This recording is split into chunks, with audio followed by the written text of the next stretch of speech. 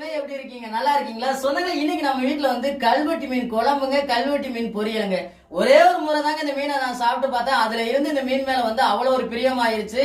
தனித்துவமா இந்த மீனை நம்ம சமைச்சு சாப்பிடணும் அப்படின்னு சொல்லி ஆசைப்பட்டேன். அதே மாதிரி இன்னைக்கு வந்து தனித்துவமா வந்து கல்வெட்டி மீன்ல குழம்பு வச்சாச்சு, தனித்துவமா கல்வெட்டி மீன்ல பொரிச்சு எடுத்தாச்சுங்க. இப்ப குடும்பத்தோட சாப்பிட போறாங்க. என்ன தங்க சாப்பிடுவோமாத்தா? சாப்பிடுங்கத்தா. தங்கம் சொன்னோட சிரிப்பா தான் இருக்கு.